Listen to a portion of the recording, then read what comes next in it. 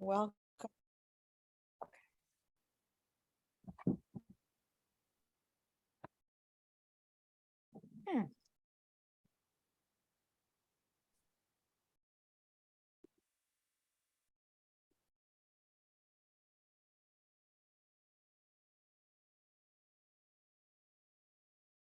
Okay, have we admitted everyone, or Kathleen, I'll admit you.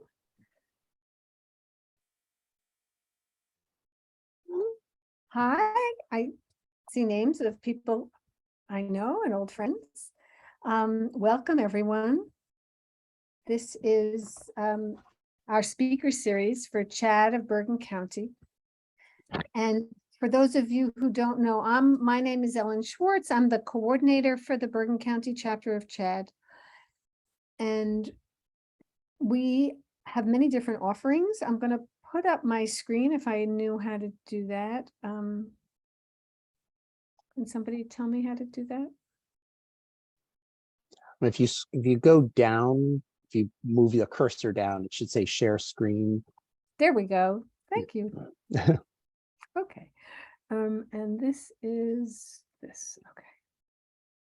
So we just so we have a speaker series once a month, the first Monday of most months. This month, of course, we have Roberto Olivardia. Did I say it right? Yep, you did. Oh, thank you. And just so that people know what's coming up in November, Mary Dan is going to be talking about processing speed and working memory. So understanding what you're seeing and answering this question. So, okay, now what? So she's November 7th. On December 5th is, I think, a friend of yours, Eric Tivers, who's going to be talking about all the things he does, including Adult Study Hall, which is an amazing group for providing external scaffolding and structure for people with ADHD. And then on January 6th, we have Lynn Edris, who is an ADHD and productivity coach, and she's going to talk about what's getting in your way. So that's that. And we also have 3 support groups. We have an adult support group, which meets the third Monday of each month from 7:30 to 8:30, and that's run by Isabel Ibrahimi. And then on the second and fourth Wednesday of each month, we have a parent support group run by Joni Korn for pre-K through 6th grade. It's the second Wednesday, and for parents with teens, it's the 4th Wednesday. We also have a website. We also have a Facebook page. And on our website, we have recordings of almost all of our speakers since the pandemic, which is when we started, and slides. And we will have Roberto's slides and this recording up. So if there's anything you want to hear again, you'll be able to. And I lost my announcement. I just want to let you know that there is the annual CHAD conference in Dallas, Texas, this November. I think it's the 17th to the 19th. And it's amazing. If you can't go, it's going to be both a hybrid this year. So it'll be both virtual as well as in person. If you can get there, it's fantastic to be able to be with your community and to feel what it feels like to be so accepted and to be so well received. So just a couple of announcements. If you could please keep your computer on mute. At the end, we're going to leave about 25 to 30 minutes for a Q&A. And as Roberto's talking, if you would put questions in the chat, when it comes time for the Q&A, we will get to them. What else do I want to say? Oh, Roberto, not only is he speaking tonight, he is a master of so many of ADHD comorbidities. We were just talking about it. So look, if you like hearing him tonight, you should really look him up. and see all the articles and all the things that he's written and talked about. He does TED Talks also. Okay, so so let's just get started. Tonight's speaker is Roberto Olivardia, and he's going to talk about ADHD and sleep, which is a great topic and one that parents as well as adults with ADHD, I'm sure, can relate to. So Roberto, I'm going to let you introduce yourself and Sure. welcome. We're so happy to have you. Thank you. And thank you for having me. It's always a pleasure. It's nice seeing you again. And we met at the ADHD conference, which I would echo what you say. I'm so happy that it's in person again after so many years. But if you can make it, it really is. I mean, it's a professional and personal highlight for me every year to go to this conference. You do feel like you're with your peeps, your people. So I am talking today. So first, I'm a clinical psychologist. I am on the clinical faculty, a lecturer in the Department of Psychiatry at Harvard Medical School in Boston, Massachusetts. I'm born and raised in the Boston area. I have a private practice in a town called Lexington, Massachusetts, where I specialize in the treatment of ADHD, as well as specialize in the treatment of Obsessive-Compulsive Disorder, Body Dysmorphic Disorder. I have a specialty in working with boys and men with eating disorders, of which about 20 years ago, I co-wrote a book called the Adonis Complex that talks about all different manifestations of body image issues in boys and men. I work with all age groups, and particularly with ADHD, I'm very attracted to this sort of topic of comorbidities, because I find, well, first, we know that it's the rule rather than the exception that ADHD is going to have some comorbidity. And today we're going to be talking about sleep and sleep problems and sleep disorders. So I'm going to share my screen. And so I call this ADHD and sleep a nightly dilemma. And I'm speaking to this as a professional, as someone who treats people with ADHD and sleep disorders, but as someone with ADHD who could be a poster child for sleep problems and sleep disorders. So I'll be integrating personal anecdotes in this, as well as this is definitely a nightly dilemma for me as well. So first of all, studies show that anywhere from a quarter to a half of people with ADHD have a clinical sleep disorder, and which is very, very high. The majority of people with ADHD will have a problem with sleep. Personally, I don't know anyone with ADHD, and I know a lot of people with ADHD that don't have some issue with sleep. It really should be, and I won't be surprised if at some point it becomes a diagnostic criteria. One of the quotes I heard many years ago, which to me was so perfect, was, to someone with ADHD, going to bed is sitting in a boring, dark room waiting for nothing to happen. It's so ordinary every day to go to sleep. And yet, as we all know, with ADHD and executive functioning issues, it's the things that we have to do every day that frankly can get impacted tremendously by ADHD, sleep being one of them. So there are many different manifestations of sleep issues and disorders that we see in people with ADHD. Primarily, you'll hear about insomnia or trouble falling asleep. And this is something too that I find very validating as we look at the research that I'll be talking about. But my mom used to tell me, she passed a couple of years ago, but she would tell me that even as an infant, I was nocturnal. And I'm the youngest of three kids. I have siblings who were 6 and 5 years older than me. So my mom could not just be up with me all night, because she had two kids that were up during the day.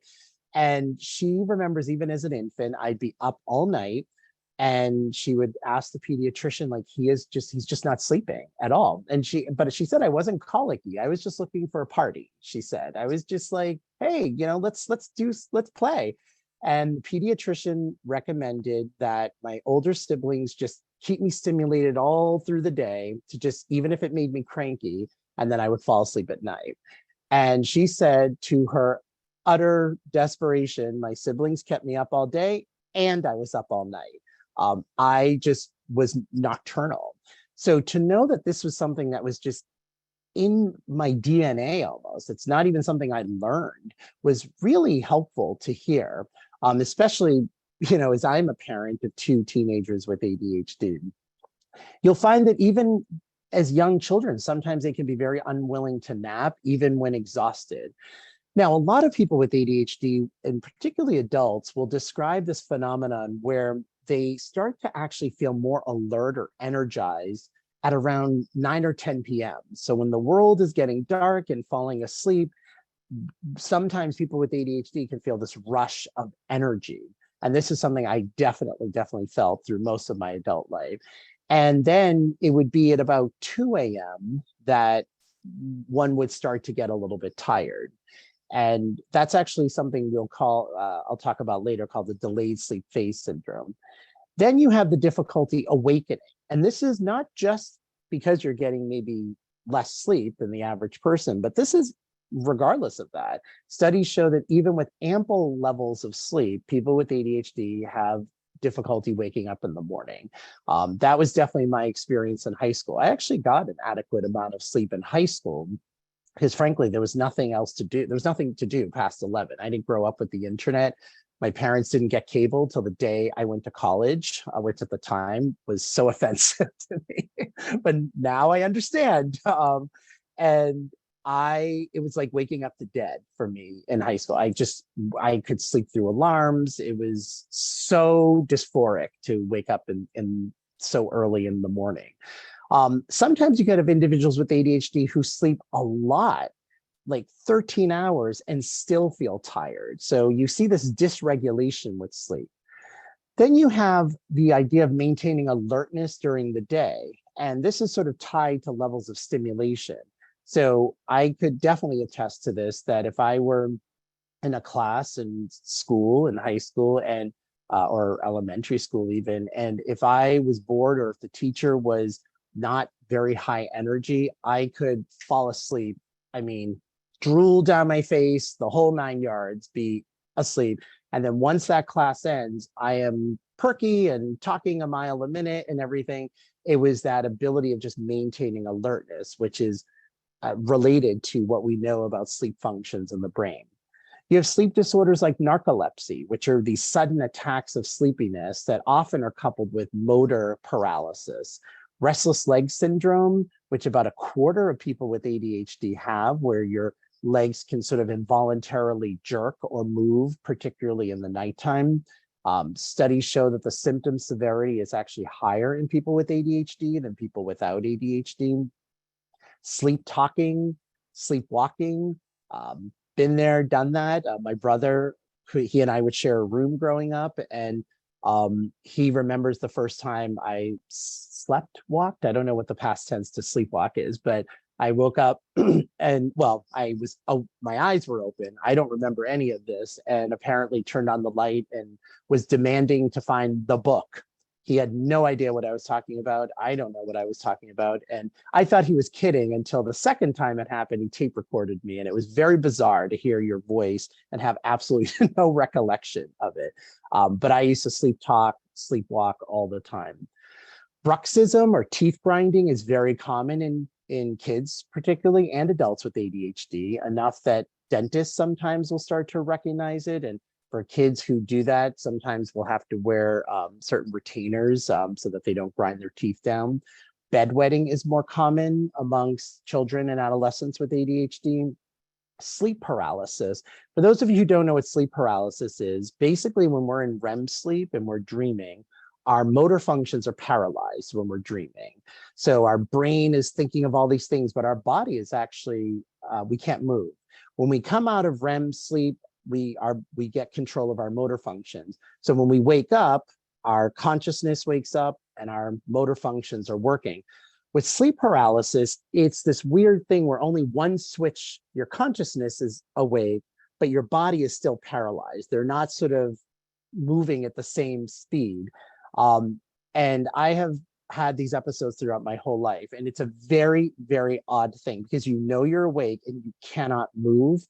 And sometimes they're coupled with things called hypnagogic hallucinations. And this is a picture of sort of an example. And they typically are very ominous, figures that people will see. This is not psychosis. This is not substance abuse related.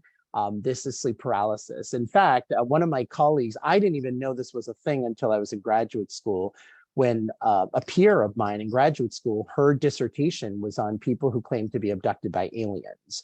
And she was studying the psychology of people who have had, who reported these experiences. And I said, that's really interesting. What have you found? She said, a lot of them have really severe sleep paralysis. And I said, what is that? And she described it. She described that people who would talk about having chest compression, often coupled with these hallucinations. And I thought, oh my gosh, like I've had those like many times. I never thought I was abducted by an alien. But they're very, very scary episodes, even when you know what it is. Then there's sleep apnea, which is basically where your oxygen levels are dropped to the point where you're either not breathing or they're very, very desaturated. And sleep apnea is quite common, actually, in people with ADHD. Now, sleep apnea is not just something, it can be correlated with weight. People who are of higher weight could be more susceptible to it. It's basically a collapse of the upper airway so that you're not getting enough flow in your nose and your mouth. It affects 1 to 9% of the general population, tends to be more common in men. But the most significant symptom is snoring. So if you or your partner or your child has the kind of snoring that you can hear from another room, please have them screen for sleep apnea. This was my experience. I was a snorer from the time I was a little skinny 8-year-old, boy. My brother would tell my mom, I can't even believe the sound that's coming out of this kid. It sounds like a jackhammer. I did not know. I thought sleep apnea was you're like wake up in the middle of the night gasping for air. Or again, for people that might be of a significant body size, that wasn't the case at all, that you can get it just anatomically as well. So I ended up getting a sleep study in my early 30s, and you need 20 events, they call it, where you're not breathing or your oxygen levels are very desaturated. 20 events on average per hour over a 3-hour span. And I had 98 events per an hour. And I was like off the charts. It turns out I was getting 0 air through my throat because my tonsils basically touch each other. And I had a severely deviated septum in my nose. So I was only getting 30% oxygen through my nose. So the doctor said she had never seen a number that high. And I said, well, I can be a bit of a perfectionist. So luckily I sleep with the CPAP now. It's all good. But it can cause significant problems, health problems, if it's undetected. In fact, she told me, and I'm very, if anything, very obsessive about my health. So because CPAP's the machine that people have to sleep with, there's a high non-compliance rate. And she told me, and I was about 30 at the time, she said, if you do not use this with how severe yours is, you are someone that could die of a heart attack in your sleep when you're 50, which for me was 2 weeks ago. I just turned 50. And I thought, you need not say anything more. I will, of course, use, this machine. So there's significant problems if it's not treated well. It can be related to obesity. It can be related to neck size, to nasal polyps, deviated septum, and enlarged uvula, that little punching bag at the back of your mouth, enlarged tonsils. So with the research, what I find always validating as a research scientist is, what does the research show about this? Because we know people's stories, which are very valuable, and the qualitative data, but the research, there's a lot out there that shows significant differences of the way that people with ADHD have in relation to their sleep.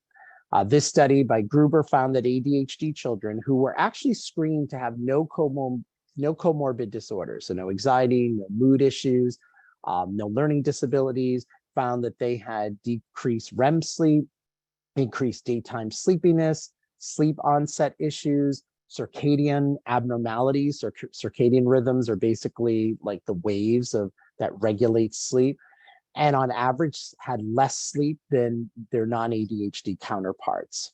Another study found that the ADHD group reported more sleep complaints and not feeling refreshed in the morning. I thought that was a weird thing when people would say, oh, I woke up and I felt so refreshed. That was something, it took many years of my life before I would start to feel. Cortez did a very large study of looking of a meta-analysis, which is basically going through all other existing research studies and pooling all of those samples together. And in a group of 722 children with ADHD versus 638 controls, found the ADHD group had more bedtime resistance, sleep onset difficulties, awakenings throughout the night, difficulties with morning awakenings, sleep disordered breathing, daytime sleepiness, and the apnea-hypopnea index, which is people at risk for sleep apnea. More studies find, and even in international research, this study of Lam looking at children in China found highly significant and negative association of duration of sleep with ADHD, even after controlling for a lot of other variables, which is important. So even when controlling for things like depression, anxiety, stress, that they found that the presence of ADHD was highly correlated with poor sleep. Day found when dividing children who had ADHD, who had other psychiatric disorders, and a control group, found that parents reported the most sleep problems with the ADHD group, even over the children who had anxiety disorders or conduct disorders. Volby found that 13% of kids with ADHD had frequent nightmares. And actually another thing that I didn't mention in sleep problems was something called night terrors, which is different than nightmares. Nightmares exist during REM sleep, so they are bad dreams, basically. Our bodies are paralyzed and we're having a bad dream. A night terror does not happen during REM sleep. So night terrors are often associated with they tend to have very gory details to them, and they're often associated with sleepwalking because our bodies are not paralyzed. The motor functions are not suppressed during night terrors. And that's also more common in kids with ADHD. And even when looking at the role that medication might play, studies find, in this particular study, found a non-clinical comparison group, about 55% of people reported sleep problems. 86% of an unmedicated ADHD group reported sleep problems. 96% of medicated ADHD had at least one sleep problem. So we'll talk a little bit about medication and how it may not have as much of an impact as we think it might with sleep. And I won't go through all these in detail, except to say that there's a lot more research showing, again, less REM sleep, more sleep terrors, nightmares, severe problems. I mean, one of the studies actually had looked at how sleep problems in children with ADHD were strongly associated with the mental health of their primary caregivers. So of course, not only does this affect just the person with ADHD, which is important enough, but the people who might live with them, parents who are trying to soothe these kids or wake them up or get them to sleep. So there can be a lot of tension in families around this issue of sleep. I would say it's one of, for the young children that I work with ADHD, sleep is one of definitely the top three, if not, top, two. That video games is a big one as well. So that's just a little kind of data set of the large literature out there about sleep and ADHD. But needless to say, as someone with ADHD, I am so validated by reading this research, and I find this makes a lot of sense. So this isn't just, oh, I am just being rebellious and not wanting to go to sleep, but there's something in the wiring here. Now, just briefly, we also know that sleep issues affect ADHD as well. So there is this intersection that happens now where people with ADHD are more prone to sleep problems, and having poor sleep or sleep disorders make ADHD symptoms worse. When we don't sleep well, it lowers our metabolism, it increases our appetite. One of the contributing factors actually to obesity is poor sleep. And that is the reason, is that is our bodies doing what it is meant to do, because we have to eat, sleep, and drink water to survive. So if one of those things is threatened, in this case, if we're sleep deprived, our body assumes, well, maybe we need to be looking for food. And so it conserves our calories, especially if we need that extra energy. And it almost like what happens to bears when they hibernate, it holds on to body fat because it doesn't trust that it's going to be, it doesn't want to burn those calories if you're going to be up through more hours than you should be. it actually is associated with an increase in hyperactivity, not a decrease. A lot of times, this notion of, oh, let kids with ADHD run it out, and they'll get tired. Sometimes that works. Sometimes it actually can just rev them up even more, and especially in the nighttime. Increase in attentiveness, moodiness, irritability. And studies show that even 1 hour, and this is not just for ADHD individuals necessarily, that 1 hour of sleep loss 3 nights in a row can impact vigilance on the continuous performance test, which is the CPT is a common neuropsychological test for people with ADHD. Now, that is not just for people with ADHD. It just goes to show how important sleep is really for everybody, but particularly for people with ADHD. It already, there's already this kind of vulnerable brain, and then poor sleep is compounding on that. So why is this? Why do we have these issues with sleep? So let's look at the different theories. First is the biological theory, which I'm always very drawn to and fascinated by. So ADHD involves different neurotransmitters and neurochemicals that are implicated in ADHD. One of them is dopamine, which is sort of the reward neurochemical.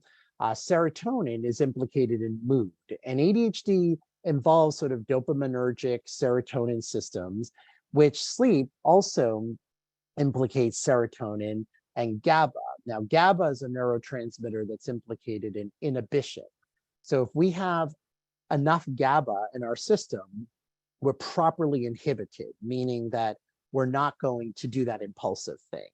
Now, what happens is if you have low levels of GABA, which people with ADHD do, we're less inhibited. So when we're supposed to be grounding ourselves to go to sleep, those GABA levels are like making us say, oh, let me go answer that email. Oh, let me check my phone. And it's not properly inhibiting us.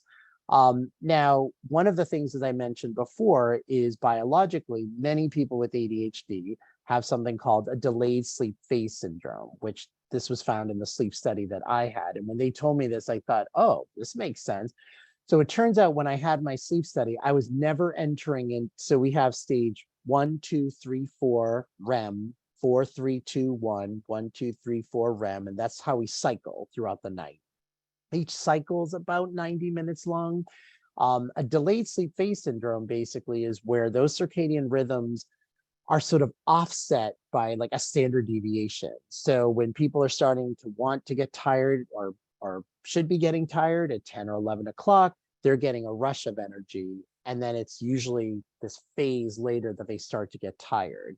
And that's sort of part of the wiring of the brain. Now, that doesn't mean there's nothing you can do about it, but it's validating to hear, okay, so it might be harder, and it is harder for me to get to sleep at an earlier time than perhaps some other people would be. There's a delay in melatonin onset for ADHD brains. Melatonin is secreted by the pituitary gland that basically starts to tell our brains it's time to calm down, nighttime is falling, and our evolutionary ancestors, there wasn't really much for them to do at night. So they needed to go to bed. So the sun comes up, and that's where you would hunt for food or tend to the crops if you were a farmer. And so when that melatonin has a delay, it doesn't give the brain the proper signals that it's time to go to sleep. And this is so important, particularly for parents who are hearing this, who may not have ADHD, but have children with ADHD, is to know that your children aren't just being resistant, that there really is something in their chemistry that makes it harder to just kind of fluidly enter into the state of slumber. Doesn't mean they're not responsible and they still don't have to work at it, but it's so important, I find, as a parent, if you have that understanding, to be like, okay, it's not that my kid is meaning to drive me nuts because they're not going to bed. So how do we work with this? Now, that's not to say there aren't other things affecting it. I mean, behaviorally, we know, again, there's this kind of reinforcement system. If you're not tired, then you might find that kids and adults with ADHD might lend themselves to activities later at night that might keep them up. I remember watching like when I was in graduate school before going to bed, I love horror movies. I love the feeling actually of being a little scared. And I would watch horror movies at like midnight or 1 in the morning when I have class the next day. Like, why am I watching movies like this that are just stimulating me even more? So when I go to bed, I'm thinking about all of that. But the other thing is that lots of people with ADHD, and I hear this a lot from the adults I work with, who might have issues with procrastination, they say nighttime is a prime time to focus. There's no expectations. No, most of the time, nobody's going to call you or text you in the nighttime. The world's asleep. Oh, now I can finally get my work done. And that was my experience, certainly through graduate school and in college as well. I would try to start writing the paper at noon. No, nothing was happening. No juice was flowing. And then 9 o'clock, suddenly the lights are turned on and I could just rip through and I could write a paper overnight. I was in that hyper focus zone and nothing was distracting to me. So there is this behavioral reinforcement that makes sleep, frankly, seem disposable. I mean, I know how important sleep is, but I can honestly tell you, I, in my young life, saw sleep as a very disposable thing. Like I thought, I mean, my motto was sleep happens when there's no more fun to be had or nothing productive left to do. And that's kind of how I lived my life before I had children. And then kids sort of changed that, thankfully. There are genetic models that show that there's a gene called catecholomethyltransferase, COMT for short. And basically, it's a gene that encodes a dopamine inactivating enzyme, which is associated with ADHD. It's also involved in sleep regulation. So COMT is something that we know has a dysregulating effect for people with ADHD, which then also dysregulates sleep. And this is kind of just hardwired in our genetics. Genes can also be associated with arousal and sleep. My mother, who definitely had ADHD, she was someone who throughout her whole life, she said sleep was always an issue. And she was always someone who didn't require a lot of sleep. I don't really require a lot of sleep, but we still have to sleep. And so it was very clear that you can kind of see it through the family. This is sort of the pattern a lot of adults with ADHD go through.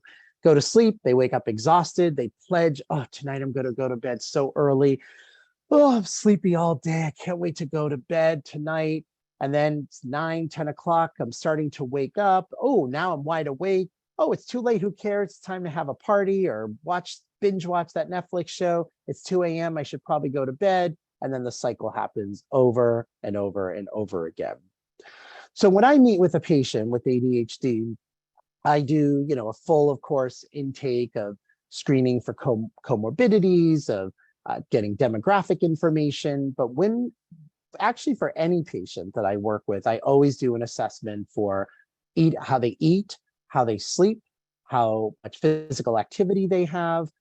Those kind of health factors are very, very important, in addition, of course, to like any substance abuse or nicotine usage, vaping, things like that. But sleep often doesn't get assessed in the ways that we really need to assess it. And for people with ADHD, it's very important. One, I ask people, what are the number of hours you're asleep each night? Not in bed, because I might have some patients that they go to bed at 10 o'clock and then they're on their phone until 2. They fall asleep. They might wake up till at 6 in the morning and then they're exhausted. So for a lot of the patients I work with, when I ask them this, they don't even know. They're like, I really don't know. And so sometimes at the beginning of our work together, it's them having a mindful assessment, keeping a journal basically of how much they're actually sleeping. The other thing, and this was depressing when I heard this, is it surely matters how many hours of sleep you get, but when those hours are very important. And I used to think, well, I go to bed at 2, and if I wake up at 9 a.m., I'm getting 7 hours of sleep. That's great. Well, I remember the day when I read that that's actually not the same quality of sleep as when we sleep when the sun is down. That you're basically not getting the same kind of sleep efficiency. And studies show, for example, people who are night workers who might get 8 hours of sleep, but they're getting it during the day, are more highly prone to mood disorders, to anxiety disorders, to substance abuse problems, and even studies that show not just people who would naturally gravitate to being night workers, which one would argue maybe this is a selective group of people that are perhaps prone to those issues. Even when they did controlled studies of people who had them work night hours, they found much higher rates of irritability, moodiness, dietary appetite issues, even when they were getting 7 to 8 hours of sleep during the day. So I asked my patients, when are those hours that you're sleeping? What are your weekday sleeping hours versus your weekend sleeping hours? Sleep doctors say it really shouldn't deviate by more than 2 hours. And that doesn't bode well for a lot of my high school or college students who certainly, some of them don't want to be waking up at 9 a.m. on a Saturday.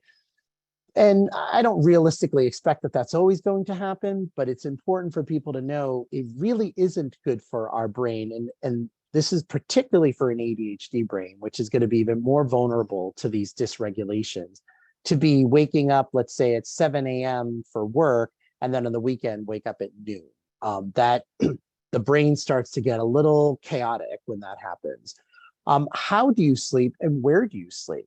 I have some patients that haven't slept in their bed in years. They fall asleep on the couch watching TV. I have some patients that fall asleep on a floor while playing with their dog.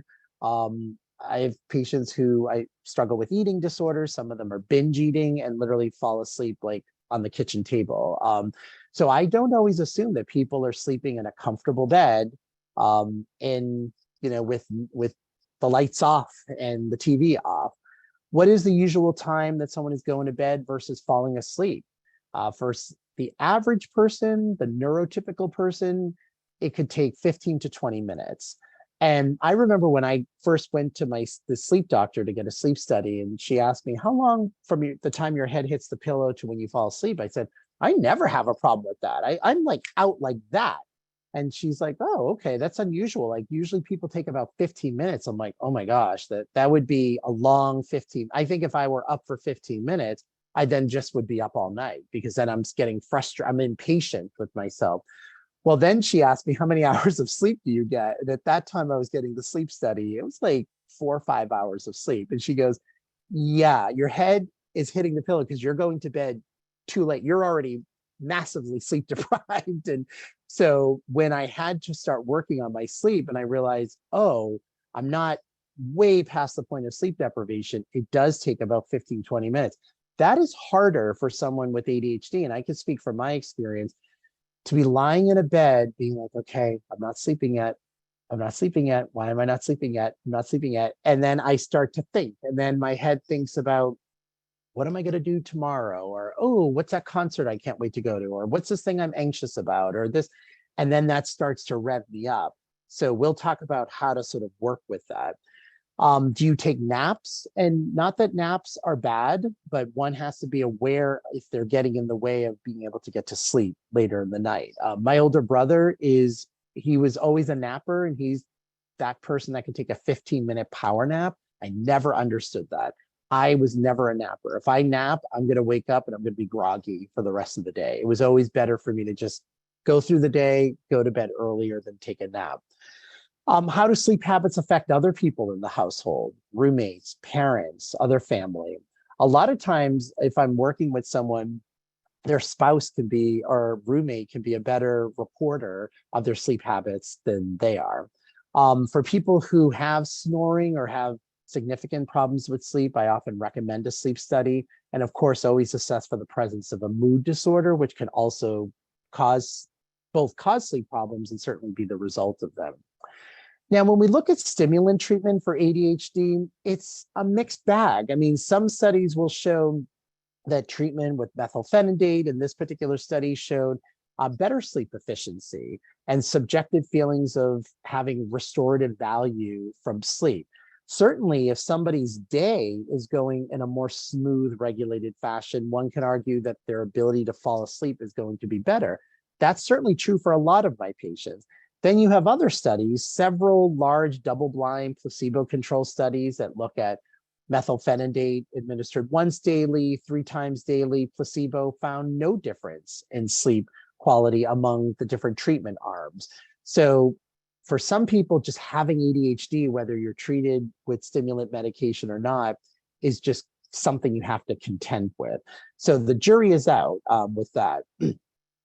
So what do we do to treat it? Now, melatonin, I always tell people, always consult with your doctor about it. It can be helpful for some people with ADHD. I did not find it helpful personally in my experience, but I know a lot of people that, and even parents who their children take melatonin. Questioning again, does napping help? Sometimes if you can take a 20-minute nap and feel refreshed and restored, that might actually be helpful in being able to sleep better later that night.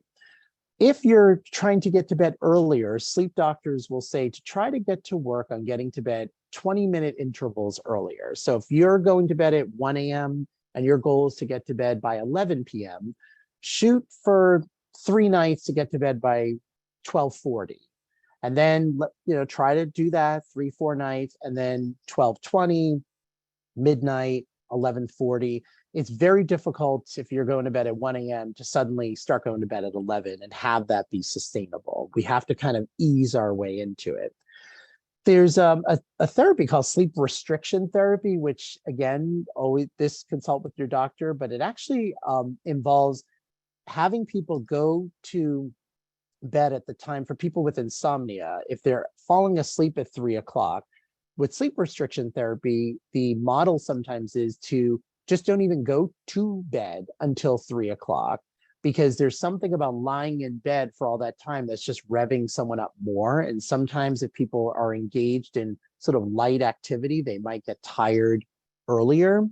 For people who have anatomical issues that are getting in the way of proper breathing and airway, a septoplasty, which is where you get the deviated septum in your nose fixed. I had that fixed, and it is completely helped with daytime breathing. I used to have sinus infections a lot growing up, never had a sinus infection since getting that fixed. So I had terrible ear infections when I was a kid, 3 ear surgeries, and my sleep doctor said that basically my whole ear, nose, and throat system was not good irrigation.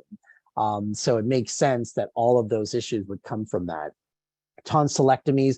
Now, those things tend to help with kids in resolving potential sleep apnea. With adults, it can be 50-50, that they might still need a CPAP, that's the machine that you see here, which I have to tell you, got a little bit getting used to. I did not like the fact that I had to sleep with this thing that looked like, I don't even know, an alien pod on my face. But there is no denying how much I woke up for the first time feeling restored and refreshed. I actually woke up after the first night of using this, and I was like, what is this in my mouth? I thought I was like, there was blood in my mouth. It was saliva, because I had never woken up with saliva in my mouth, because I was a mouth breather, because I was basically suffocating for air, that my mouth and throat was always parched waking up.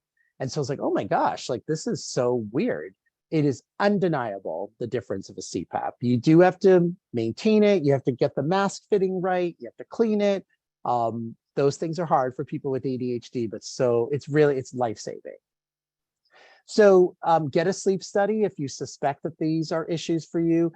But for ADHD in general, we need to externalize those cues that are hard for our body to kind of internalize. So there's a term called interoceptive awareness, which is that kind of mindfulness of tuning into the body of what we need to do, I am tired now, I should go to sleep. I am hungry now, I shall eat. I am satisfied, I shall stop eating. All of those things require interoceptive awareness. People with ADHD have very low interoceptive awareness. So as I said before, my barometer of going to sleep was, oh, there's no more fun. Oh, there's nothing left to do. Okay, I guess I'll go to sleep. It behooved me when I was in college. And I remember, someone at a party I was at saying, oh, I'm going to go back to the dorm. I'm going to go to bed. And I said, oh, you're not having fun at the party? And they're like, no, I'm having a great time, but I'm going to get tired soon. This is the time I go to bed. And I thought, that is so weird. I didn't even understand that. But what I learned is with ADHD, we need to externalize those cues so importantly, because internally those cues aren't just speaking to us. So that includes dimming the lights, It includes not engaging in any high stimulating activities, maybe staying off of, video games or social media or things like that. Changing into your sleeping clothes hours before you're going to bed. If you wear contact lenses, take them out, not just the moment before you go to bed. Brushing your teeth, maybe an hour before you go to bed. So these were things that I had to really practice because I was the person that would change into my sleeping clothes when I'm going to bed, brush my teeth when I'm going to bed. So I'm almost like there wasn't any sort of fluid transition. It was like sudden. And that could work for a lot of people. It doesn't work as well for people with ADHD. We need more time basically for that external environment to tell our brains, oh, I guess I'm going to bed now. That's what I had to teach myself to do. For daytime sleepiness, introducing stimulating sensory things if people do have a hard time staying focused and awake in classes or during the school day. Relaxation exercises can be very important. I do a lot of deep breathing when I go to bed because it gives me something to focus on, but it's not stimulating. So instead of thinking about, oh, what am I doing tomorrow? Oh, what are we going to get to eat tomorrow? Or all of those things that can now start waking me up, I'm focusing on my breathing, which is just keeps me sort of more concrete. A warm bath can sometimes be helpful for people. And sleep doctors say that just use the bed for sleep. And in the case for adults, it's sleep and sex that sleep doctors say. It's really not a good idea to be watching TV in bed, to be balancing your checkbook in bed, to be doing a lot of other things, because then it starts, again, this externalization. Your ADD brain says, oh, I'm in bed. This is where I do my bills. And I get stressed out about how much money I'm spending every month. We don't want that. We want to try to make the bed simply the place that you are basically succumbing to slumber. Unplug. Dimming the lights, as I mentioned, climate control. Studies show that the cooler a room is, the better it becomes to fall asleep because the bed becomes cozy. It becomes a place that you want to be in. I don't like the cold. I'm very sensitive to cold, but my bedroom is quite cold. And the reason for that is I have a comforter this thick on me throughout the whole year. So in the summertime, I put on the central AC, very, very cold, and I'm in my bed cuddled up with my comforter because I need to make the bed inviting. If it is not inviting, I almost feel like I'm levitating. I mean, that's how I feel. Like I want to be anywhere but the bed because I feel like this is inactive. And I'm learning, no, actually sleep is a very active process. There's a lot that happens when we're sleeping that's good for our brain, for our immune system, for our bodies. Sound machines can be helpful. Light music on repeat. This is Enya, who is one of my favorite artists. I love music in general, but Enya is my go-to artist when I need to decompress. She's played at every spa. Your masseuse probably has Enya playing. But I will put on an Enya song, the same song on repeat and very low volume. So it's something that my mind is attaching to, but I'm not getting revved up by it. But it's keeping me focused on something so that I'm not thinking about everything. Eye masks, room darkening shades can be really helpful. Now, sleep doctors will say, don't stay awake in bed too long. So if you are up, if you're lying in bed and it's 45 minutes have gone by, sometimes it's better to get out of bed but don't turn on lights, don't put on the TV. If you can, don't do something that's going to stimulate you. Now, having said that, I've had lots of patients with ADHD that might put on a show like Seinfeld or Golden Girls tend to be the most common ones that patients will have seen over and over and over again. They'll put on an episode and then they'll get sleepy and then they'll go to bed. So at the end of the day, you want to do what's going to work for you. And we know that we are a very neurodiverse bunch. So I know for me, for example, the nights that when I work out in the nighttime, like 9 or 10 o'clock. I go to this 24-hour gym. There's like the same 6 people that are there at 10 o'clock at night. And on the nights I work out, I will sleep better that night. I come home, I take a shower, and it's almost like I feel more grounded. Now, some people would say that would totally rev me up if I'm on the cardio and I'm blasting music in my ear. I'm not listening to Enya at the gym. That goes to show that these sort of kind of seemingly contradictory things of having ADHD. So I'm going to stop there and let's open it up for some Q&A and discussion.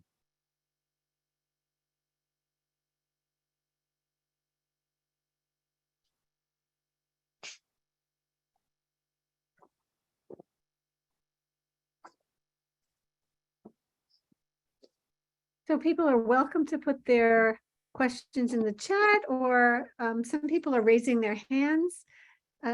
Dina, did you have a question? Why don't we unmute you? Wait, let me unmute you.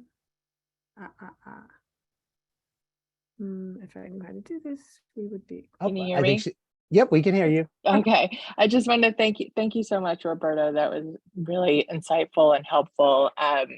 I'm just processing everything you said, but the biggest question I have for you is, where did you develop a curiosity to learn about yourself and change how you thought about sleep given your personal situation? I find that with my family members who struggle with this, it's unclear to me whether it's a problem or just how they operate. So I don't see the same level of curiosity and learning that I hear from you. So I'm curious what it's different for everyone. And I'm just curious about your experience.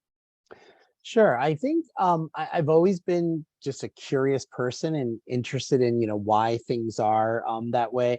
I think part of it is in my family, health has always been a very, very strong value. So my dad lived till 90. He was 50 when I was born. My mom lived to 86, and they lived very high quality lives until literally months before they passed. My grandmother lived to 99. My dad had an aunt that lived to 106. So longevity, and even though my mom did have ADHD, but she took very good care of herself. And I think part of her experience is she was in survival mode. I mean, she grew up in Brazil in poverty and she regulated herself because she had to. And so I grew up with this sense, like, we got our physicals every year and we went to the dentist twice a year, even though I was like, I don't want to go to the dentist. So health was a very important orientation in my family. So I think with sleep, even though I really didn't kind of appreciate it and sort of understand it until I would then get the after effect of it. So yeah, I could pull an all-nighter and no one would notice the difference. I mean, as long as I was stimulated, my energy levels would be there. But 3, 4, 5, 6 nights of it, then I'd get mono. One time I got shingles in my 20s, and my doctor's like, it sounds like you have shingles. And I'm like, what are you talking about? Like, people in their 80s get shingles. What am I getting shingles? I'm 25 years old. How have you been stressed? Have you been sleeping? No. So then I realized, oh, I don't like this. And unfortunately, for a lot of people with ADHD, we kind of need some of the punishment, before we start to do something. And that's when I started to sort of notice it more, because I thought everybody, when I was in college and graduate school, I thought everybody had colds for like a month. And then I remember one of my classmates like, do you still have that cold? Hasn't it been a month? I'm like, yeah, it's, you give it a month, like, to go away. And they're like, I get colds. They are like in and out in 3-4 days. I'm like, really? And I realized because I wasn't sleeping, like I wasn't allowing my body to rest. I wasn't allowing my immune system. So then, but even then, I think what made me very curious to tackle this was when it would get in the way of the things that I enjoy doing. Like if I was sick and I couldn't go to that concert, then I'm like, okay, now we got to like change this up. And then certainly as I got older, I mean, when I had children, I wanted very much for them, to not have these. And I'm actually very strict parent when it comes to sleep with my teenagers. And they totally understand why. I told them, like, I want you to build these habits now. And I know you might have friends that are on social media until 1 a.m. They literally just got social media. So this is where you realize you become your parents in a lot of ways, because my parents, again, they didn't get cable till the day I went to college. So I had to kind of have some of those punishments in a sense. But that coupled with this overall health orientation, like I do want to live a very long life. And I think when I talk to people who aren't motivated to change it, I try to tap into what is it that they do have a zest for and that they want to do in life, and basically convincing them that poor sleep will get in the way of those things. Even if you don't realize it. It was very insidious, for me for a while. Super helpful. And to that point, also, how would you advise a teenager or a parent of a teenager or a young child who might be struggling with this? And to your point, should we let them figure out what works best for them, or do we steer them into a more regimented routine, knowing what's ahead and the benefits? Yeah, so I would say a little of both. So when they're younger, the more structured and routine you can be, the better. But as a parent, you're always doing data collection. And then when your child starts to get old enough, you want to let them in on that having ADHD requires you to be like your own research scientist. And I try to make it sound fun. And frankly, I do find it interesting. Like I find it interesting what works for me and what doesn't. So I remember when my son, both of my kids are their father's children, definitely. Neither of them slept through the night till they were 15 months old, to my poor wife's, mental health. And with my son, I never sang to him like quiet lullabies. I would sing loud, like Green Day, Nirvana, Go-Go's, like pop punk songs, and like loud, and that would soothe him. When you have those swings, those baby swings, we put it on the highest setting. I mean, I kid you not, he was like this, and he would fall asleep and lull. And I mean, that seems again almost paradoxical to like lullabies and everything. Now, my daughter was different. She responded better to the quiet lullabies. So the less octave changes and everything like that, the better. So that's what I tuned into. So my son would be singing loudly. And as they got older, I would say, what do you need to feel comfortable? And so, because I tell them, for me, it feels there's 10 different variables that have to be in place for me to go to sleep every night. The temperature, the comforter I have. I sleep with the wedge pillow. Now I obviously have the CPAP. I have room darkening shades. I have Enya playing. I mean, it is like this whole, and I want them to understand that's okay if you need to kind of rally in all of these things. So, you like to be read Where the Sidewalk Ends, that wonderful book of poems, that was like a tradition for my daughter. I'd read some of the Where the Sidewalk Ends, and then, I'd sing a song, and then she'd go to sleep. And then as they get older, you have them try to think, okay, what are some of the things you can do to start to kind of ease that in? Because it's so important for parents to also validate how difficult it can be to kind of settle in. Because teenagers especially are like, you don't understand, I'm not tired. I get that. But I tell my kids, like, I understand you're not tired, but you have to work at convincing your body that you need sleep, even though you're not tired, which I know feels really weird. But I said, it's no different than eating, really, because if we're hyper focused on something, we might not have an appetite for something, but that doesn't mean we shouldn't be eating. If we go, 14 hours without food, our body does not like that, even if we're engaged in something. So we kind of have to just keep that, regular. So it's keep teaching them to be curious about that too. Thank you. Great question. There's a couple more questions here. Oh, so Andrea asks, what suggestions do you have for that parent that says, my ADHDer will not get out of bed no matter how many alarms they set? They're always late for school. So yes, the morning. parents do. I think my mom was so ahead of her time, and I think again, she probably just understood that I tried so many things. I mean, again, but looking back, this was a model to me of, we just try it and see what works. So first is, trying to collaborate, with your child to say, okay, it's clearly difficult for you to like get up in the morning. So let's work together. How can we do this? Because this is not going to be good for you if you're late. Now, granted, when I was in high school, I didn't really care if I was late in high school. I was threatened to be suspended because I was late that often in high school. But what would stick with me is the idea that when it's something that I do care about, I don't want to be late for that. And so I didn't like the idea that something was out of my control, like the idea that an alarm is going off and I won't wake up. Like that's kind of almost can be scary.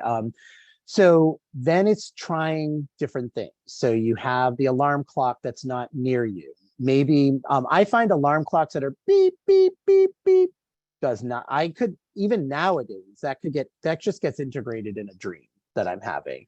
My alarm is typically like a sound of like a harp or, some like sort of musical notes that are going up and down. I have people wake up to AC/DC or something that's sort of like very, riveting.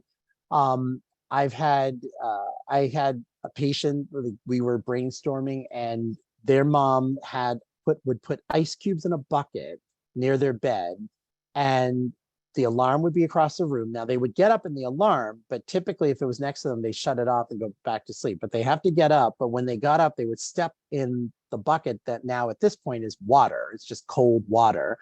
And this particular patient would not get back into bed with wet feet. That was just kind of gross and uncomfortable. So that would get him up. I remember my mom bought this, it was a baseball. I don't know whose idea this was, what company, but it would have an alarm. And the only way to shut the alarm off is you had to slam the ball against a wall. And I mean, really, and of course that didn't work out. I think I broke something in my room throwing this ball.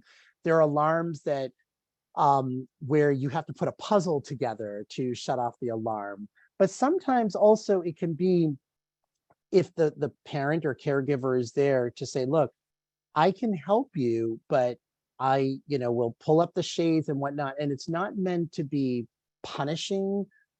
It's so important to work with your kid and saying, this is what you need. So let's work together with this, that I'm trying to help you sort of, get moving. Sometimes it could be, if I don't know, if there's a reward, like if they have, I don't know, their favorite breakfast or something that they're looking forward to, that might kind of get them out of bed. It's trying all different, sometimes if they have a dog or a cat, having the dog or the cat go on the bed with them and they kind of play with them. I have a 9-year-old patient, that's what they do. The dog licks his face and he's not mad at the dog. He's like, oh, and he starts playing with the dog and he starts waking up and getting activated and that'll go. So it's just really trying anything. I mean, my motto has always been, as long as it doesn't hurt you or hurt anyone else, just try it. I mean, and we know having ADHD, we can be imaginative and sometimes very bizarre things of just getting people out of bed. But it's trying, I guess, first having that conversation of, look, I know how hard it is for you to get out of bed. I really, really understand it. And I want to help you because I don't want this to be something that gets in the way of, even right now, maybe you don't want to rush to school, but there will be something you want to get to and you're not going to be able to because you're going to fall asleep right through it. And we have to build those habits now. Thank you. So I just want to add, Rachel said there's an app that plays an alarm until you take a picture of a particular object. Oh, I love that. I have not heard of that. See, this is that? great. I love that. So we have another question from Andrew. He asked what 2 or 3 things or techniques or medical approaches have shown to have the best results in correcting, my quotes, ADHD sleep problems. I don't know if there's any that I would say are like the top. It really varies with people in terms of what the issue is and what the problem is. And one of the things that we know about ADHD is that you can have 100 people with ADHD in a room and there's going to be this shared sensibility, like we've talked about with the ADHD conference. And then there are going to be these totally different manifestations. So I know just even in my family, like my brother and I, he's 6.5 years older than me. He has ADD, but it was hard for us to share a room because he needed complete silence when he did homework. Like, I mean, a pin couldn't drop. I was the opposite. I like, unless I'm reading something really, really dense, music was always an accompaniment that helped me do homework. And it would I mean, even when I had headphones, the music was so loud. He's like, I can't concentrate, you can't. So we both have ADD, but it's working in very different ways. So I find, again, in terms of what can help, it really varies with the person. I would say, just in generally speaking, that notion of how does one ground themselves in the nighttime is probably the most important thing. Of how do you, I literally think of it this way, that it's like, I almost feel like this hand needs to like be holding my body in the bed. Like I said, otherwise I feel like I can like levitate. So what do I need to do to ground that experience in? And for some people, it's as simple as the kind of bed they sleep in. For me, it's all of those things I mentioned, before, but it's what do we need to do to kind of detach? There's also an aspect to it as well that I didn't even really go into, but I don't know if this is the chicken or the egg, but a lot of people with ADHD, and I definitely can experience this as well, I have a hard time letting go of the day. Like, even when I don't have anything left to do, even there's something, I don't know how to describe it. It almost feels existential to me, of like, this day will never be again. Like, I'm mourning it in some ways. I that can go really deep and be its own discussion, but there's something about ending the day that I just have a hard time with, like, just even that concept. That's something has less become an issue, but certainly throughout a lot of my life was also kind of at play. And I had to just be like, nope, let go of the day. And it's not even like I wasn't looking forward to the next day. So there are a lot of these layers of it, I think, that you'll see with ADHD. Also, Andrew asks, where or what would be the best place to start with a sleep study or tracking sleep? Should, for example, one start on their own first and with a Fitbit kind of device, or would it be better to go to a sleep specialist first? Yes, so definitely, if you suspect that you have sleep apnea or sleep issues, talk to your doctor. There are some apps. I'm not familiar with what apps are the better ones or not, but there are some apps that can track your sleep and actually track. I mean, it's very sophisticated technology. I'm a bit of a technophobe, so I'm slow to work with some of these things. Sleep studies now, there are a lot of them will often have you do a home sleep study now, rather than do it in the lab. Fortunately, I did mine in the lab. I felt it was a lot more thorough and comprehensive. But again, the technology could be good to do it. But first, talk to your doctor and explain to them sort of what's going on and what's happening, because sometimes I've worked with people who, when they've gotten a sleep study, they might find that, let's say they have 10 events, which technically doesn't fulfill the criteria of sleep apnea, but the events are very long. So it's, in a sense, like equivalent to someone putting a pillow over your face for like 30 seconds. I mean, that's still not good for you. And so when that kind of data shows up, it can become very helpful to then start to direct treatment. But start by talking to your doctor. A lot of doctors can refer you to a sleep specialist to start, working on those things. But for sleep apnea, I cannot emphasize enough what a health problem it is if you have undiagnosed sleep apnea. It's really bad for your heart. I actually, because I was over 30, I had to go through a string of cardiac tests, because my doctor said, for most people over 30 who have it as definitely as high as I had it, it starts to put irreparable damage on your valves of your heart. Thankfully, I'm pretty healthy guy, and I had no irreparable damage, but that's what ends up happening. So please, if you suspect it, just talk to your doctor about it. Thank you. I have two related questions. One is from Andrea. What do you say to parents who complain about their teenagers' sleep habits, not going to sleep and looking to you to solve the problem? However, the child is resistant to change. And there's someone else asks, what would you suggest to help a child with at a younger age, like an 8-year-old? So there's two ends of the spectrum there. Yeah. So part of it, when I work with this issue with families, a lot of times it is working with the parents. And sometimes what that means is having the parents set very strict boundaries, which means not having access to your devices, not being allowed to play video games. Now, this is where it can get really combustive sometimes in families where the kids are like, I want to, look at my phone and that sort of thing. So it's working with the parents and the child and building in maybe rewards or incentives. But it often does involve having very strict parameters, because you have to think your child doesn't have the capacity to regulate themselves, especially if they have ADHD. And I know, left to my own devices, if I had cable as a kid and a TV in my room, if I had the internet, forget about it. I mean, like I would have been hooked on MTV. I'm an 80s kid. But if I had the internet, I don't think I would have ever slept like when I was younger. And so it means you have to kind of step in and do that. But to me, the frame though with your kids is not to say, oh, I'm taking away your phone. It's saying, look, I would have had a problem. This is what I honestly said to my kids. I would have absolutely had a problem if I had a phone growing up. No question about it. If I had YouTube, if I had access to just this kind of stimuli, their grandparents, I said, we didn't get a color TV till I was in high school.